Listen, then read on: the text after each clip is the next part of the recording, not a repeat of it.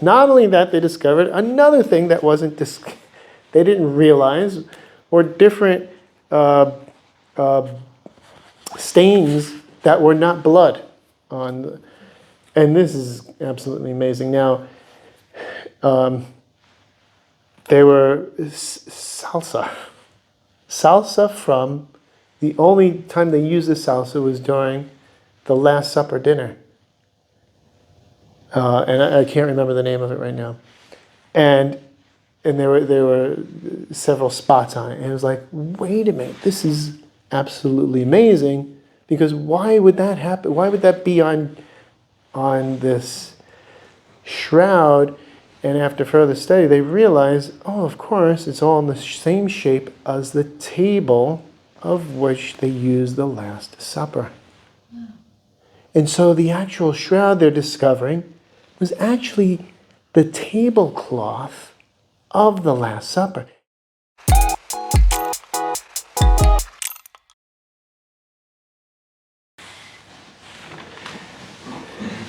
You know, the fact is I had the advantage of having already celebrated Mass today. So I was like, wait a minute, I don't remember that one. And then I was double thinking, oh, maybe I made the mistake before. Anyway, these things happen, don't worry. St. Paul, it was from the Corinthians, first letter of the Corinthians, chapter 4, and he says how the stewards are entrusted with the mysteries of God. Brothers and sisters, today is First Friday, and it has a lot of significance. And that we're using the Mass of the Sacred Heart because it's a day to do reparation for all the sins committed against the Sacred Heart. Back in, I believe, now I might be erroneous on this one, I think St. Gertrude is from the 13th century. If not, she's the 12th century, and she's not the originator, but probably one of the first heralds of the Sacred Heart, way before St. Margaret Mary.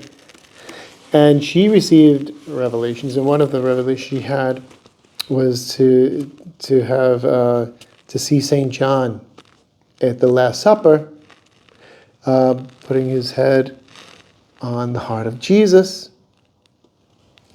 And then Jesus said, he points to her in the middle of the vision, you come here to do the same.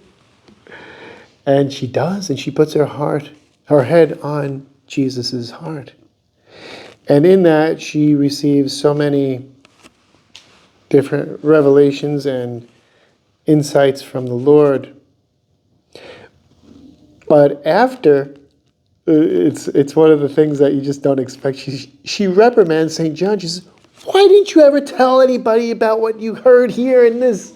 It's like, and St. John tells her, because it wasn't meant for times even now, but it's meant for the future for it to be revealed.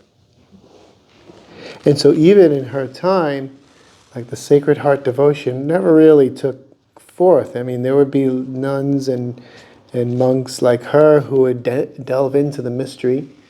Some, priests and people who would become saints would go deeper into the mystery. But it wasn't a devotion that was super propagated until St. Margaret Mary. We're talking like 400 years later. And in 1673, right, Jesus appears to her, to St. Margaret Mary Alacoque in France, to propagate this devotion. And he reveals his Sacred Heart, this heart that has loved man so much. And he says it's the last effort to save humanity. And he reveals to her what the First Friday devotions are. And, to receive Holy Communion 9 First Fridays in a row. To receive the promises. There's 12 promises. And you can look online for all those different promises. One, and the last one is the most famous, to receive the sacraments before death, which is almost guaranteed to get into eternity with God. Maybe one will still have to go through purgatory, but at least you will receive the sacraments before you die, which is a guarantee to eventually get to heaven. Anyhow, this devotion to the Sacred Heart was to repair the heart of Jesus, so much forgotten.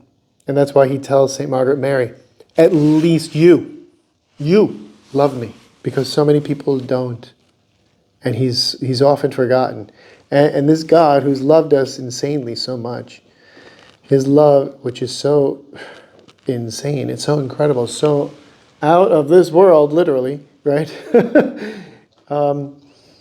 It needs love as a response, but nothing more and nothing less a radical love, like a complete and total love.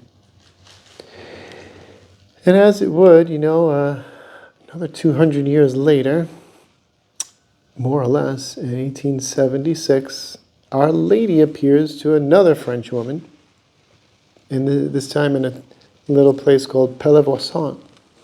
And she appears also to console her. She's dying. She almost dies. And one of the things that is given to her is the scapular of the Sacred Heart. It's called the white scapular. And this is to continue the propagation and the importance of the Sacred Heart. It was actually kind of like you could say, both like a reawakening of the miraculous medal, and because Mary wants to offer so many graces, but through the Sacred Heart of Jesus. And so this scapular brings both the graces of the miraculous medal and the Sacred Heart devotion. So, it's 2-in-1 package deal. Buy it online if you want. But no, really, it's so powerful, and it's been propagated ever since then. But curiously, just last week, the Vatican approved this apparition. So, yes, the Church takes a long time to do these things, and in so many of these mystics, they take a long time, and there could be a number of reasons for that, and practical reasons for that. Maybe a lot of investigation, make sure the fruits there's the fruits, and there's nothing contrary to the faith, etc., etc. But it's not just because of those things. And for example, there's been others like that. I was on a pilgrimage to Our Lady of La Salette and Our Lady of Lo recently. And in Our Lady of Lo, which is also in the southern part of the Alps of France, it's a very little known apparition, but it's the longest apparition of Our Lady in the history of the Church. Our Lady appeared 54 years to this girl, Benoit Rencoret, but it was only approved in 2008. And she appeared to her since it was 1664 to 1718, right? So wow, what took it so long, Well, again, there's more to it than meets the eye. In that apparition, Our Lady said, this shrine, this place won't be known until the Church approaches the end times. And now it's getting to be known, So it's like, oh, maybe that's why. There's reasons why things are approved when they are, and it's because it's for that time as well. It's not just so for the time when it occurred, but it's also for, in God's designs, future times. Even the same thing with the saints. One of my favorite saints, and she's my patroness because I was born on her feast day, my birthday, Saint Joan of Arc. She died at 1429, and she was, that's when she was burned at the stake, and that was a long time ago. She was only canonized in 1920. How many years is that? So almost 600 something years.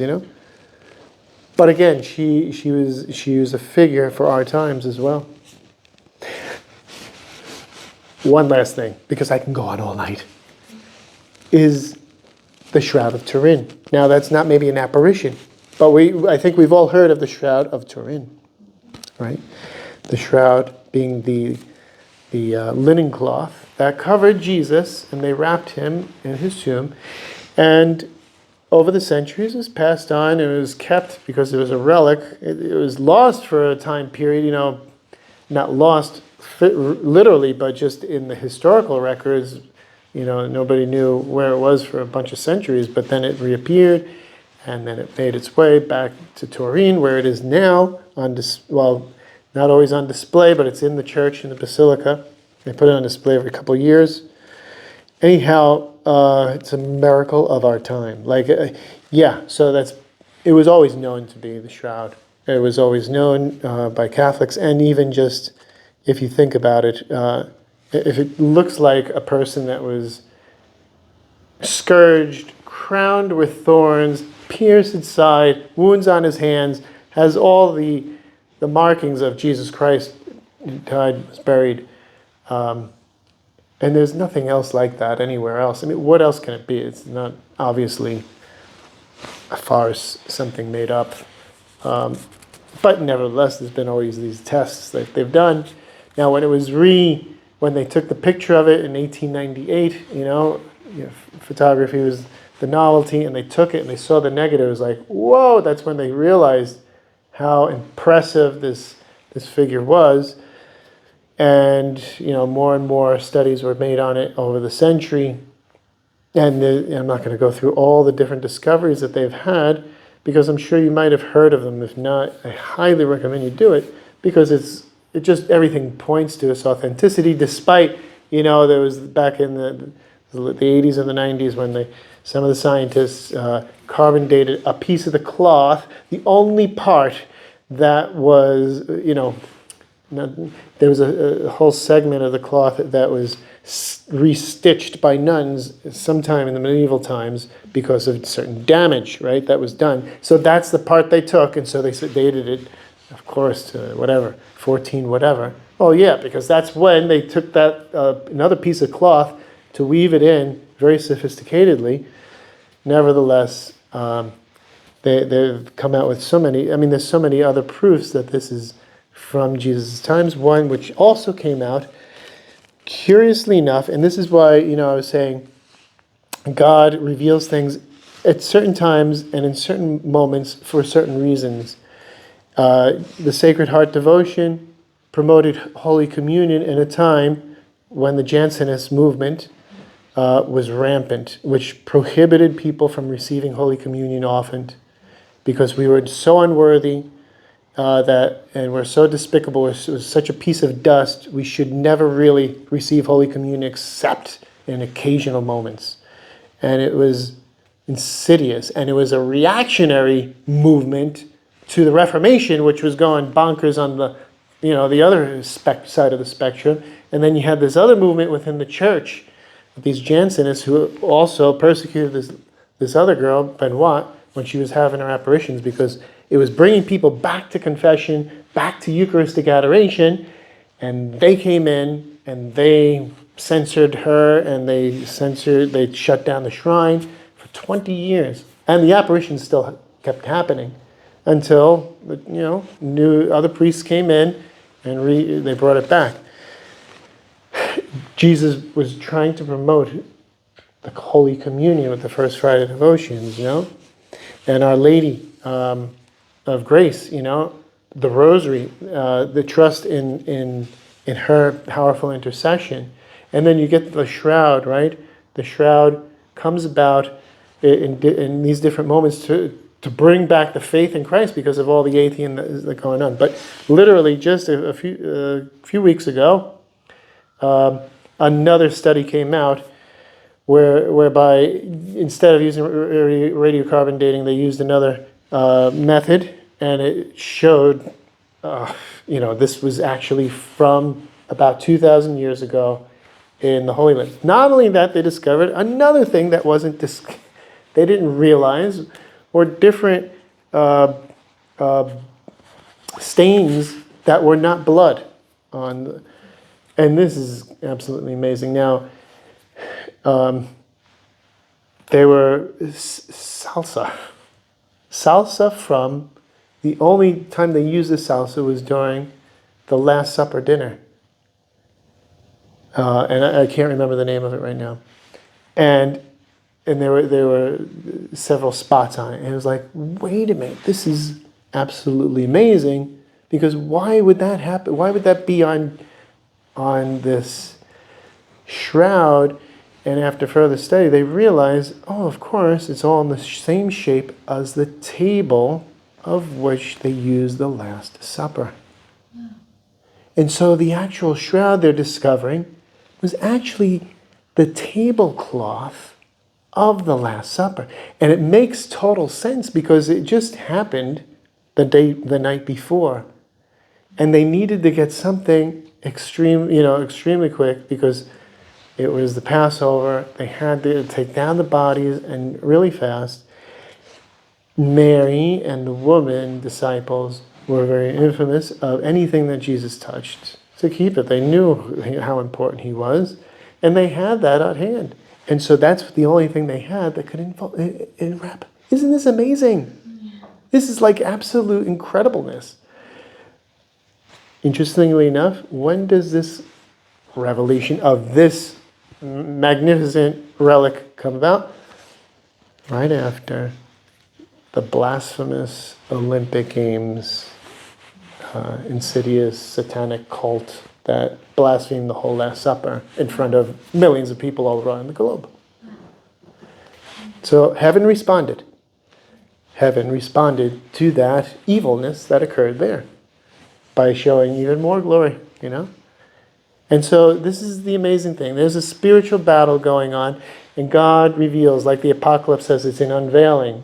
Until there'll be the final unveiling of the bride in completeness, in her total beauty.